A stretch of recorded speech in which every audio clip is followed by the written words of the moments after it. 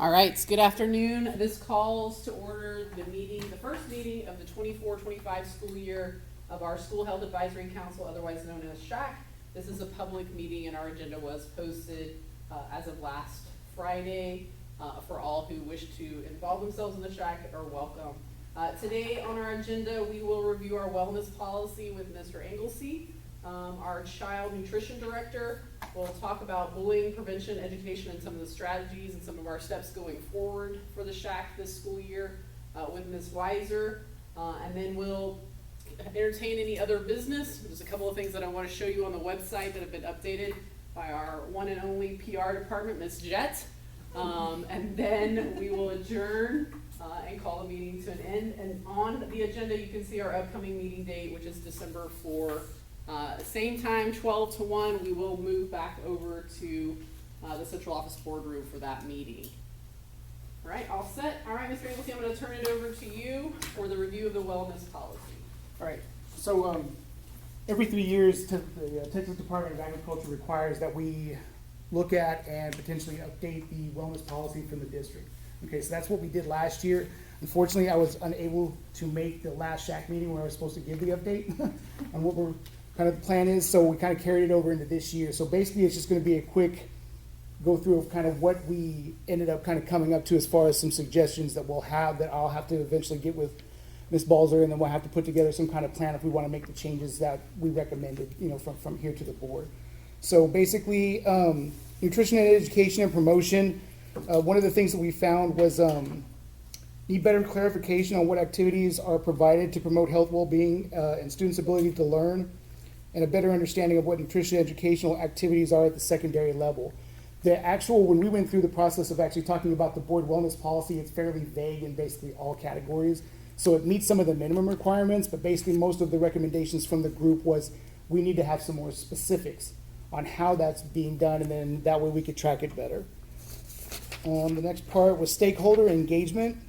The one thing we found within that category was we needed to find a way to include more student engagement in the wellness plan. We've kind of taken it where the wellness plan and how we look at it is from the SHAC, which has basically the engagement of all the other parties that are listed, but students, if you notice, aren't here, right? Because we're having it in the middle of the day. So one of the suggestions that we came up with was potentially when we're talking about things, especially as it deals with, like, say, child nutrition or things like that, to potentially hold the SHAC meeting at the high school, where we could then invite, like, say, student council and or the culinary arts students to be able to be involved in that. That way we could get some student engagement in the wellness plan.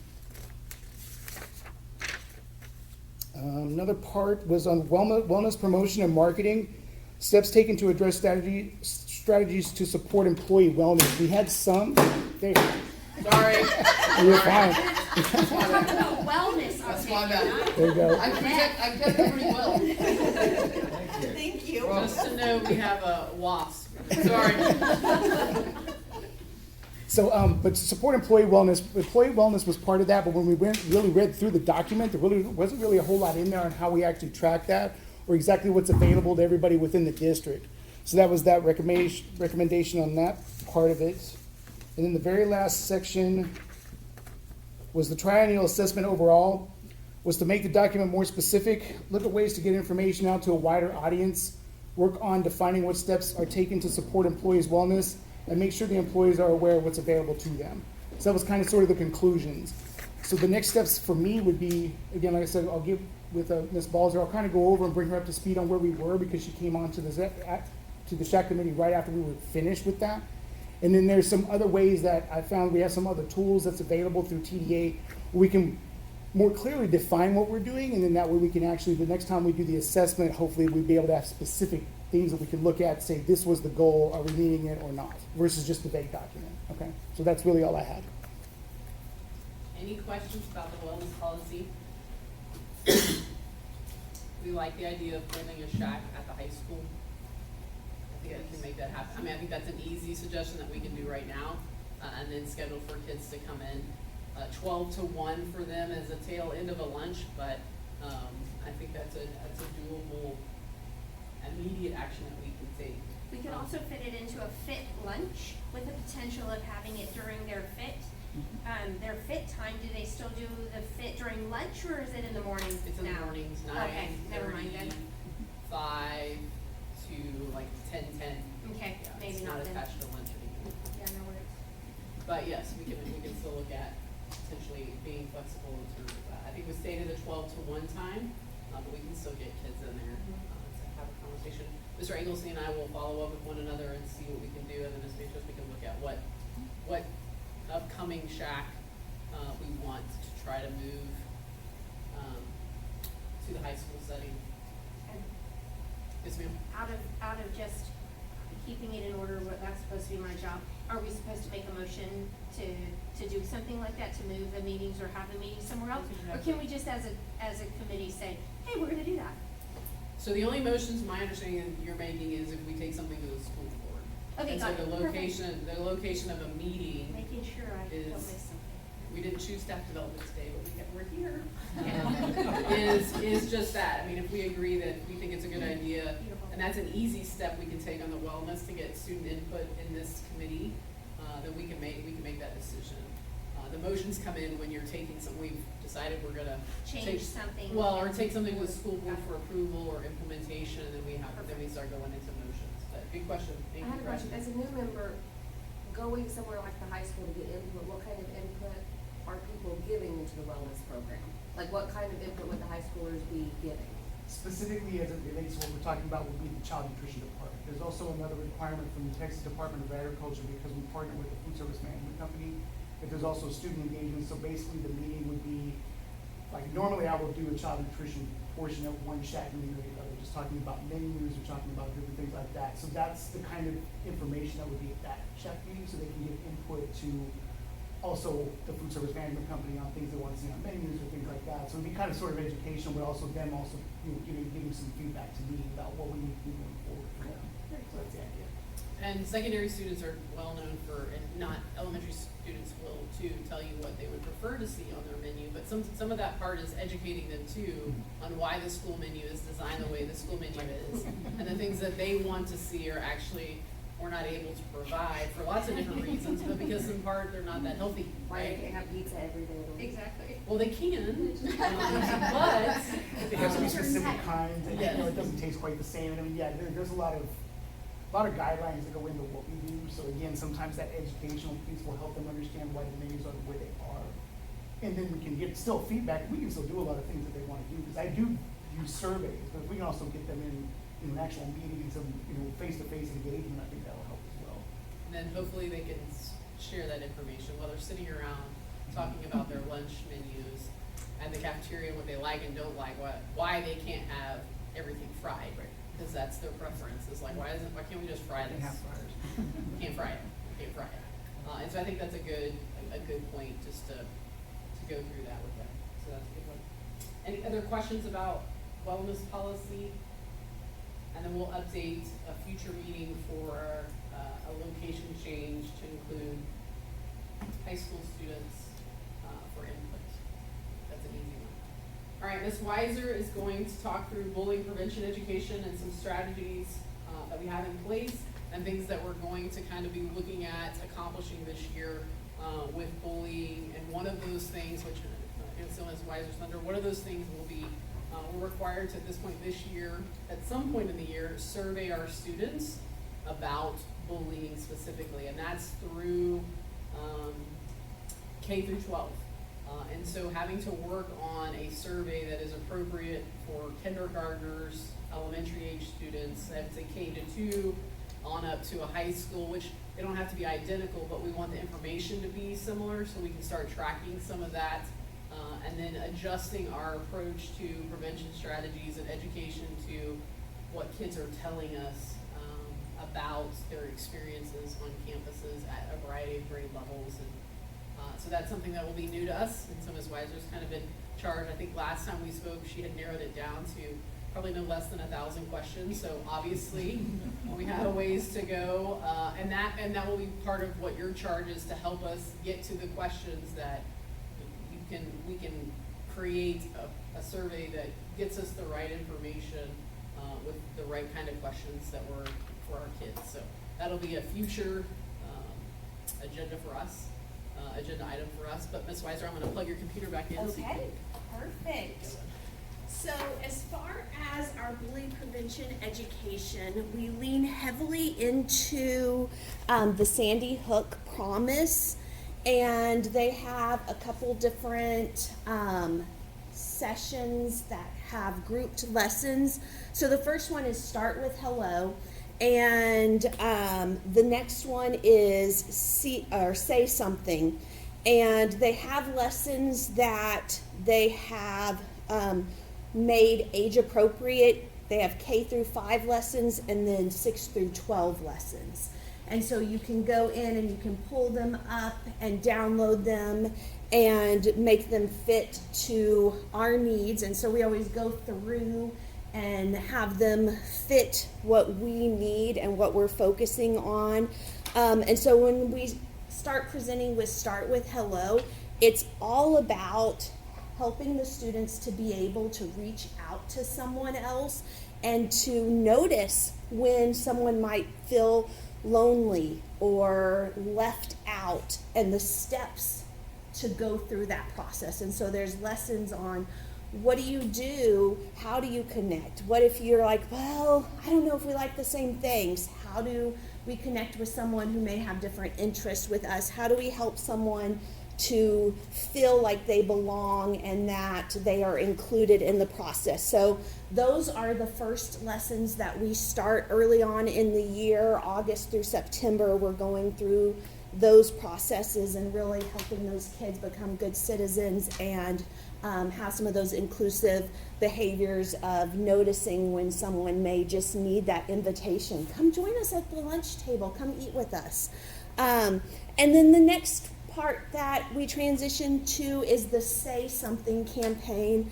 A few years ago, it used to be called See Something, Say Something, and they've made it much easier, just say something.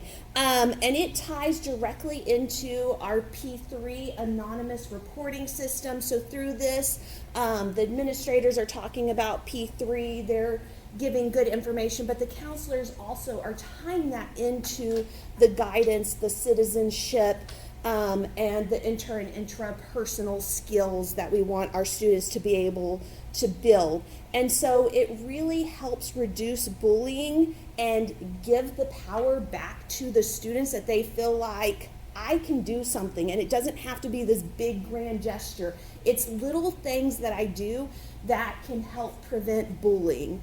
And so the first one they talk about is if you see something, say something. Tell that trusted adult. And so that way the trusted adult can help remedy the issue and come up with something to help the student that is either being harmed or help kind of the overall situation, whether it's peer mediation or education, or if there's a discipline component, then they'll get with the administration on that.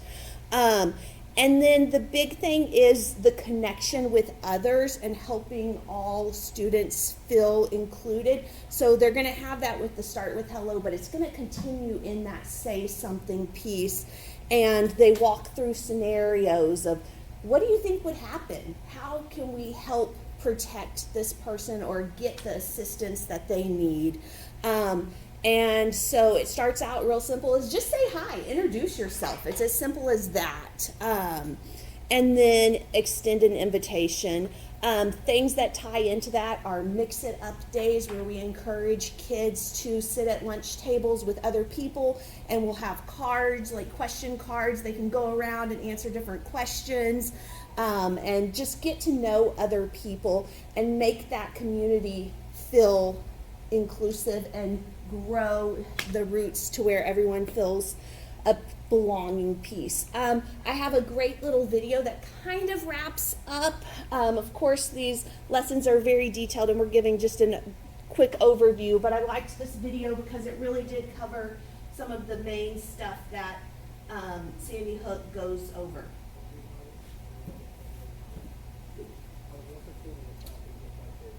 Felt alone, unseen, and not included. And so one day a student came up to me and he said hello, and that changed my life forever. At Sandy Hook Promise, we have to make sure that students like you are safe from all types of violence. One of the main concerns students share with us is bullying. My guess is you found this video because you've seen bullying at your school. You might even be getting bullied yourself. Whether you've been bullied or you've seen it, it's harmful. What I hear the most from students is they want to know what they can do to help. One of the first things you should do is if you're being bullied or see someone being bullied, is talk to a trusted adult. Let them know how they can help. You shouldn't have to confront a bully on your own. Adults are here to make sure everyone is safe.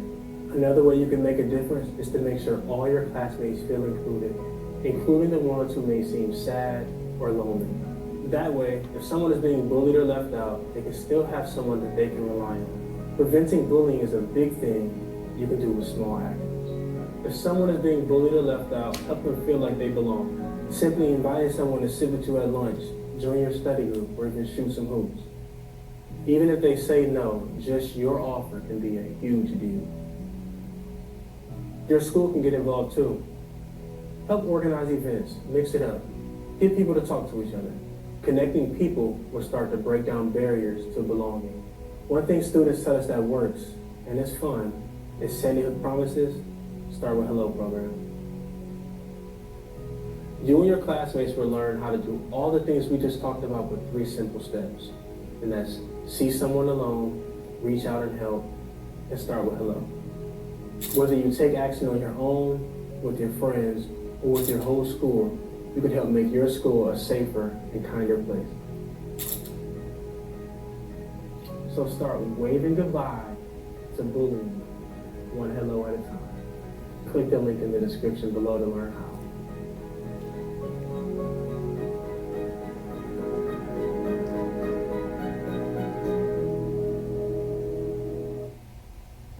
So that kind of gives a brief overview of some of the components in the lessons that we do.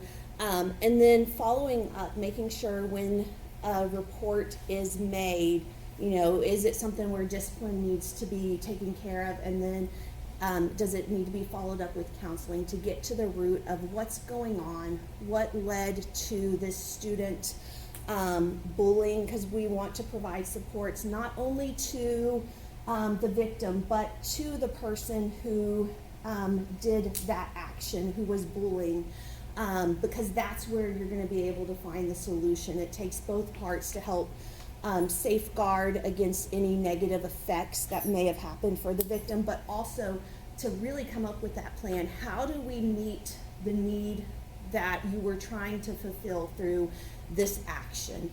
And so having that wraparound support is really important when we get the P3 reports that they are fully investigated. The state has bully checklists that our administrators go through, and they have very specific things that whether it classifies as bully or not.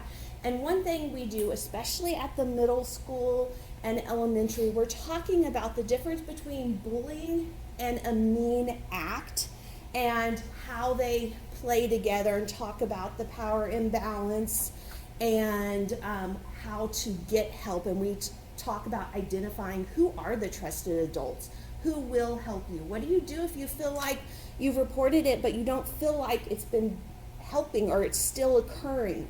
How do you go about that? And so giving them the skills and tools to be able to work through that. Any questions? I have a question just on the P3. How long have we had that? I mean, because I just had a middle schooler starting last year, so that doesn't apply in elementary, but. So they do have it in elementary, but it's not utilized very often. They talk about it, but they a lot of times, may not have the cell phone or don't have the computer access at secondary. They have the computers, but we've had it now, It's longer than that, so I wanna say 17, 18. Okay. Maybe 16, 17, I can go back and look. It was 16, 17, because November of 18 is when I moved on, and we had it the year prior, So because. 16, 17. Yeah, it was about 16, 17, maybe even sooner, but I think 16, 17 is correct. And as y'all, I mean, in that time period, I would suspect the amount of kids with phones has increased dramatically. Astronomically. Yes, and so do y'all find that y'all are, like, that the district is getting a lot of bogus P3s because kids are just like, I'm So- mad at you, I'm gonna send you. Sure, so I mean, I can speak to P3, it's actually one of the things under administration that I monitor very Okay. closely, daily, actually. And the P3 system, the way it works, well, let me back up, so in September every year, it's usually the last week of September, we just did it the 23rd through the 27th is where we essentially launch a See Something, Say Something campaign around the access to P3, and that's K through 12. Obviously kindergarten, third grade, really, although when we can get into a longer discussion, phones are coming further down than we probably truthfully want. But they're coming down, and so starting to see kids in 4th and 5th grade with phone access. And so when we rolled this out, 16, 17, which I think 16, 17 is probably the first year we had P3. That came out of a law called David's Law. It's actually a pretty familiar or famous case. It actually came out of Alamo Heights. And it requires school districts to have an anonymous reporting system. And so this reporting system, P3, operates 365 days a year, 24/7. And so if you get on, and I say that you, because as parents, we see P3s that come in from parents. And we know that because of the way they're written. Because a child writing a P3 is vastly different than sometimes a parent reporting a concern. And that's perfectly okay. That's what it's designed to do is, I'm not really sure about this, and maybe I don't have enough information, but I just want to put it out there on somebody's radar because I'm concerned about it and I need somebody to act on it. And so every P3 report that comes in automatically goes to 24/7, myself, another district administrator, and then it goes to campus principals who are assigned to that campus because it's a drop-down menu, so specifically selected that campus. They don't always get that part right, and so we can recognize that and shoot it to where it needs to go. And then it goes to campus counselors, APs, and each one of us, different roles, can act on it differently. But we can see, all of us can see the report and all of us can see what everyone's doing in the system to investigate it, address it, meet with a student, sometimes call welfare checks in the middle of the night. We've done that. I've shown up at people's houses in the middle of the night. And so, I mean, all of those things encompassing, yes. Do we get our fair share of reports that are unfounded or lead to nothing? Or my favorite one as a high school principal is literally standing in lunch duty. And I got a P3, it goes to my phone, my watch, and so I pull it up and it's a school complaint and we were out of forks in the cafeteria. Oh my gosh. And so that's what they had used it for. And so I responded to that one, like, they said, let me know. However, that's not how you use the system, so I'm of course I don't know who they are. I'm sure they got a big kick out of it because I'm typing away as they're in the cafeteria with me, clearly. But it is designed to say something about something that's concerning to you. And so we get a lot of different types of P3s, from school safety to bullying to mean behavior to teacher complaints to parent complaints, right? They just get on and vent and we're like, what are we supposed to do with this information? And so it's a massive undertaking to have P3, but incredibly worth it. In terms of mental health, friends saying, I'm worried about my friend.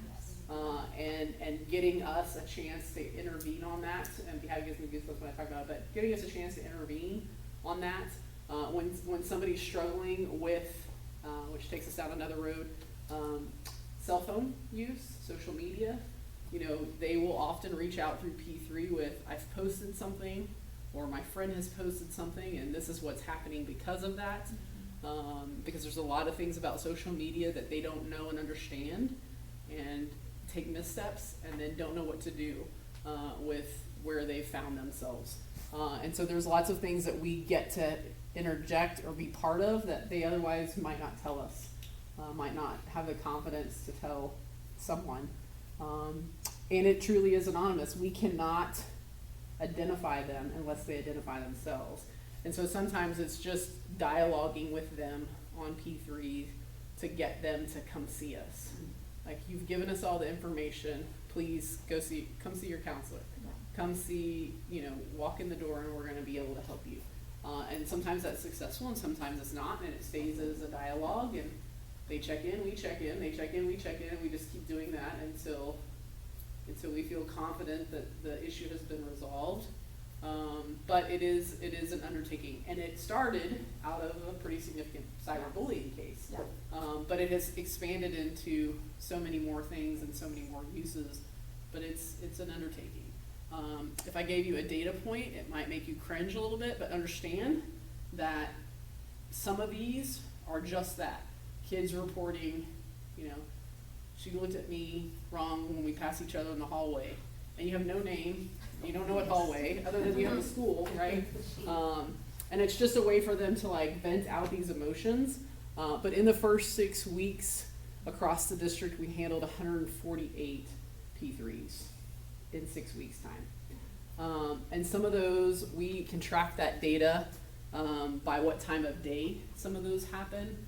We see more during lunch because they have access. We see a lot at night. A lot of P3s come in 9 o'clock to 1 a.m. As they either have access at home or they're alone and there's downtime and they are concerned about something, or they saw something that day at school and they don't know what to do with it, and so they put it in there just to probably be able to sleep. We see a lot of that, and so it's good and heartbreaking sometimes. But it's an undertaking that our counselors, our APs, our principals, district people are all perfectly willing to do. And it, like I said, it started as a way for kids to say something, that they reach out for help, and they use it for that and other things, but they use it for that, a good portion of it. Shelby, sorry, go ahead. David's law was put into effect September 1 of 2017, so it would make sense, the 2016-17, because we would have been proactive. Got it. And our P3 campus system is monitored not just by us, so it's monitored by a call center, and I'll give you an example. I silence my phone at 10 p.m., so for obvious reasons, right? But the call center has, and I know this is going to sound really old, I have a landline because I live out in the country, don't always get great cell phone service, and so I know that if something comes in overnight and they need me, they will call that landline and I will answer, and we will go do whatever we need to do to respond to that. And that happens. Our SROs get it, our school resource officers receive P3s, which can automatically involve KPD, Kirk County Sheriffs, if we need to, and so it is a ongoing project, but it's good. It's a good one. It's a good thing, and it helps us address a lot of things and kids know they feel safe about that. And it's truly anonymous. We don't know who it is. We can dig into it cybersecurity wise if we really wanted to or needed to. I don't have the knowledge to do that or the resources. And I'm sure our company could, but that is not something that has ever been done. We've never had a reason to go that far into it. Hi, Yes, so ma'am. just speaking to, we know that it is, access to P3 is available on the elementary school campuses. Knowing that it's trending, that they have access to their phones a little bit earlier, which therefore means they probably have access to social media, which most bullying comes from social media. Good How do portion we of it. send that information to the parents in the elementary schools to ensure that they know that that's an available resource to them, so that they have, because most of the time though, they have a really good relationship with the teacher, but if they were to need a P3 type, I need to send this information, how do we send that out to them, and how do we ensure that our elementary schools are utilizing the P3 to its best potential? Sure. Yeah, because I know Dr. Mouton sends it out every week in her Correct. SMORE, and I would suspect that the elementaries can too. I just haven't seen it in Italian. Yes, Lauren, you may have to help me. Not throwing Gina under the bus or anything, but. I do know that,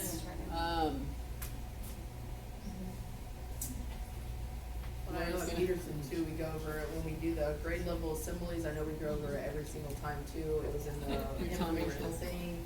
Whenever I know Mouton spoke to parents in the beginning of the year before school started, I know she said something about the P3 thing, and like I said, we've had like 3 assemblies, grade level assemblies, going back over expectations and you know, stuff like that. And I know we've gone over P3. It's not each uncommon that every time that there's an assembly or a training about P3, Yeah. that the uptick of P3, like we know, I mean, I already know when they're doing an assembly, but I know very quickly after that, because here they come, right? Well, yeah, and I think, I mean, it's kind of coincidentally, unfortunately, the week that whole social media hoax thing happened at Peterson, and we were in a PTO meeting that morning, and Dr. Oh, Rico yeah. came in. He's like, I popped in and Yes. I was like, I don't want to be doing anything. And they said that, I guess they were working with KPD at that. And it was all coincided with the See Something, Say Yeah. Something week, like it was We all did just not like. plan that. I know, Yeah. it's all, Yeah. you know, serendipitously worked out. And I know we discussed with Dr. Mouton about, you know, just the parent involvement on that, but, and the kids knowing the ramifications of, you know, even if it's a hoax threat, whatever.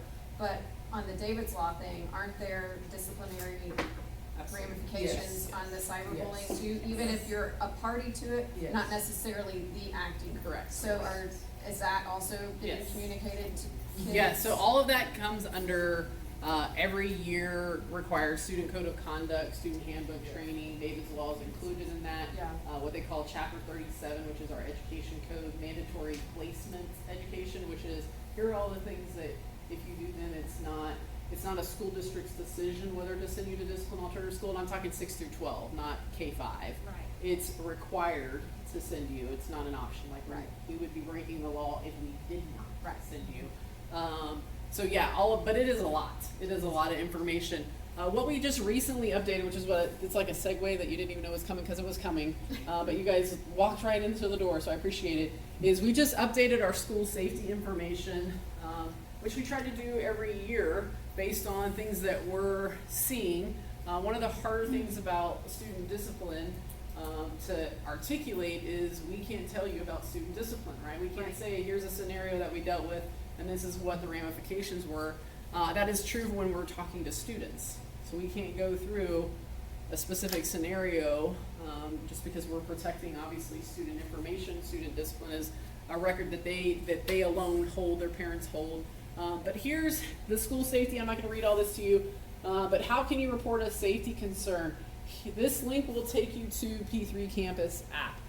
And so K through 2, while we've not had to train them on phone access, reporting on an iPad, although we've had an elementary iPad report from an elementary campus this year. A kid got the app on the iPad, which it's already there. It's in the system and clever.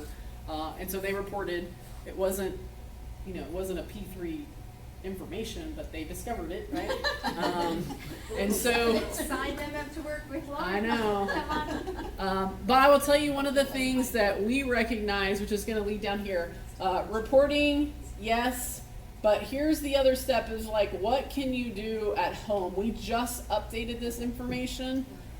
This is Raising Digitally Responsible Youth. It's a parent's guide. This is the PDF link. This is it's a cyber safety and digital responsibility video. It is 1 hour and 45 minutes long. It's a lot. As a parent, I've watched it. As a principal, I've watched it. But it is going to take you step by step on not only what you should be looking out for when you put a device in your child's hand, is what you can do to monitor that device. What settings need to be in place. It'll talk to you about specific platforms and social media and what settings they have and what settings they allow and what social media apps and websites are better in terms of their ability to monitor and report.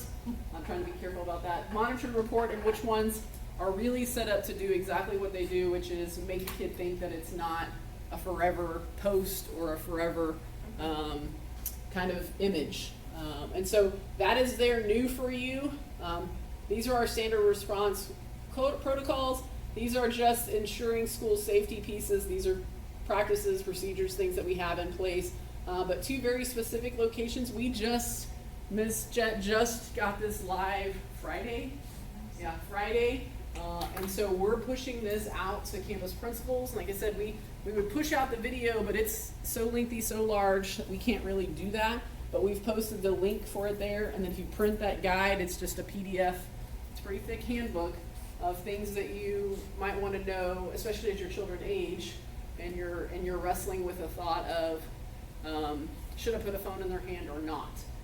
And what do I need to do? There are so many upsides to that, but then what do I need to do to help that? One of those is making sure they have the P3 Campus app. And so when kids come in, even at a campus level, and they start talking about a situation that they're going through, we literally will say, do you have the P3 Campus app? Because here's what's going to happen. You're going to go home at night. You're either going to think of something else, or if you're dealing with the social media, right, the school rules for social media is, it used to be if it didn't happen on our campus, we didn't have any, if they didn't send that post or make that video or make the comment while they were in the confines of our, quote unquote jurisdiction in our buildings, and we didn't have disciplinary control over that. That is no longer the case. We're required by law to report, act, assign school, and obviously we don't get in law enforcement side of the consequences, but we have to report it. And so it gets tricky when we're going through all of those steps. In a lot of ways, when there's lots of things we could do, or we need help with, partnering with, to hopefully avoid those types of situations for our kids. And so that, I encourage you, when you have time, to sit down and watch that. While it will be hard to watch at times, because you're going to be seeing things and recognizing things that you didn't know could happen with a phone, or that kids can do, because we say that they're technologically advanced. They are phone savvy. But they are not. They don't have some of the other pieces to that that help us kind of shy away from those pitfalls.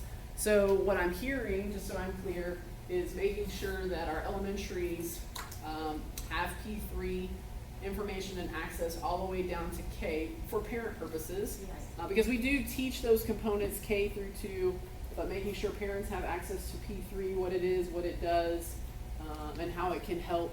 Because it's not different if you had a concern about, your second grader could just as easily come home and be worried about a friend.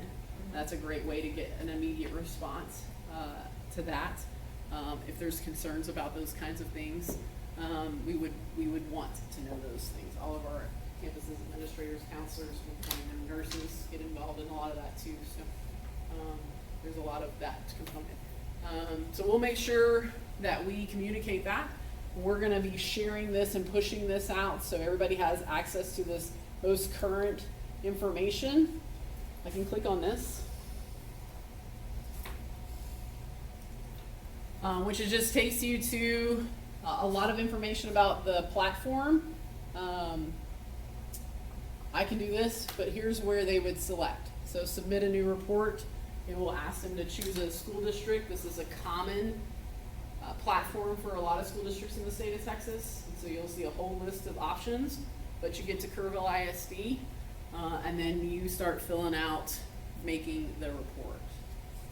Yes, ma'am. I have a question, if you can go to both of you guys. What protections, educations are in place for bullying, say, your vulnerable population, like the SPED kids that are nonverbal or low verbal, that if something happens they can't say so, or on the behavior intervention, sometimes those kiddos will act out because someone has acted out towards them, and then someone will be like, oh, they're just a weirdo, that's autism or X. Like, how is that dealt with on a school level? Sure. And Ms. Weiser, I'll jump in real quick and then you can fill in the other pieces. One, lots of information and training on inclusivity, lots of it, for our student population. I will tell you that every campus, and I get to go on all of them, you feel that in Kerrville ISD. That is not the case in other places, but you feel that in Kerrville ISD. Lots of training for our staff in terms of recognizing those differences. For our nonverbal population, there's some safeguards in there for them. down to specific staffing training, some of them have more one-on-one protocols. Special education has different supervisory protocols that they have to meet with kids and ratios and numbers. And so I think there are a lot of those things in place, and even Ms. Penny can probably speak to some of this because she has a behavior unit on her campus for kids that, you're right, some in those special populations seem to be Well, I either, say, because my daughter has Down syndrome. yeah, So either the to other have day, she reacted to someone right, that hurt her, and she pulled someone else's hair. And my Right. kid's not someone that's just gonna go grab hair out of nowhere. Sure. So when I talked to her enough, finally she said, oh, someone jerked me off the swing. Right. And I was mad and grabbed whatever walked by. and I You know, think- and so, right, like sometimes there are kids that can, especially any kid as you get to the younger Mm-hmm. age, not just kids with special needs, their timelines aren't always right. Oh, yeah. You know what I mean? Like Yeah. they'll say it happened today You and get it's better really at 2 middle days. school. So yeah, but It trying won't to take like, us the getting person who better. did it. trying to figure that out. And like, I think with the inclusivity, just making sure part of the training isn't just like include everybody. Having a specific training on some people are just different, they Right. do things Absolutely. different. Cause that is a vulnerable population. well, even if you think back to Ms. Weiser's, when she mentioned administrators going through a checklist and a protocol, that's not something that the district designed, that's a legal document, a legal Yeah. piece, and it does go through exactly how did we get to this point. And then we distinguish, well, this is not appropriate behavior, but is it bullying? No, but it's not appropriate, and we still have to have services in place to say, hey, if we're frustrated, there's a different way to handle this. And so those services still are in place. We don't just go, well, it's not bullying, we're out, you guys get along, play nice. We don't do that. So we come in and say, here's what we need to do in terms of when you get frustrated, this is an appropriate behavior. When you're mad at your friend, this is an appropriate behavior. This is an appropriate way to have a conversation. So they're constantly doing those types of services for every kid in the district as they age and as they, develop. Some of those things they get, Mr. Espinosa can speak from the counseling side, they get better at, but in reality, we're doing it all the way until they graduate from us, and then they're coming back to us and we're saying, hey, do you remember what we talked about? It's like, let's do this. And so I think that's an ongoing process, but yes, there's extensive training for our staff, but counseling department going in and pushing into classrooms and having lessons about, here's how we handle the big emotions that we're having. And so that is happening, the push-in with counselors Oh, on yeah. all grades where they Yes. come in and talk about something specific? Yes. Yeah, and like for like at the middle school level, like I can't speak for like every population, but for like my kids specifically, like in the behavior unit, we teach specifically social skills. Right. Where it's like how to react to certain situations, a better way to like instead of being reactive, let's find like a trusted adult and let's like working on expressing and advocating for themselves is a big thing that we do.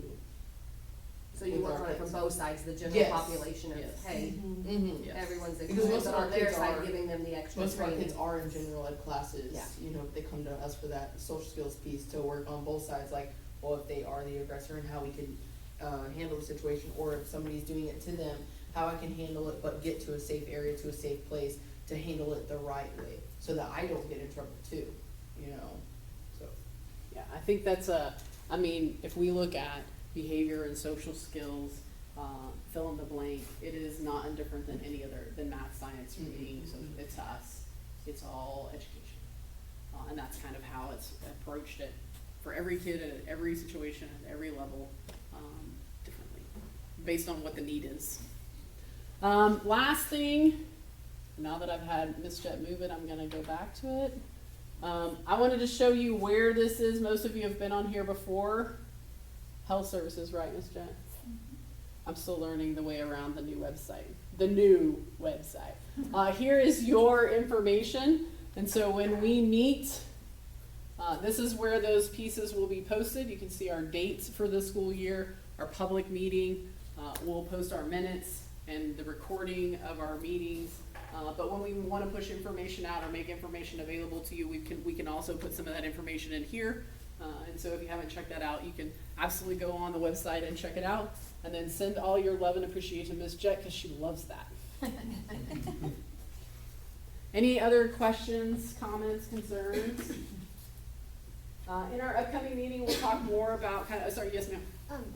There's this guy named Colin Kuchner, he's passed away now, but he would go to schools in an assembly form and he would talk about like, social media and the dangers of, all, do you know who he is? No, I don't know who he is, but we've had similar assemblies at different grade levels. I'm more familiar with the secondary, but very similar type Like of in things. high school, just talking about like the depression rate, suicide rate, just bullying, all that, and he would promote this 8-second hug and like, do we ever have anybody that can come to the high school or do you know? of somebody We that have would- had over the years different assemblies, anti-bullying, social media. Social media is a little harder because it goes so fast. Yeah, so many changes. It's hard for us, and we have to do a lot of work, unfortunately, to keep up with social media, just to know what all the words mean when they're just texting with one another, and it's a whole nother animal. But yes, we bring people in, have different types of assemblies, we really just try to engage them in any way. It's kind of like parenting sometimes, where you feel like, because you've said it so many times, they're no longer listening to you, but then somebody else says it, and it's like, wow, you should hear this amazing thing, and I was like, and so yes, we do look at assemblies regularly, and different, so if you come across one that you think would be great for us, then yeah, shoot it our way.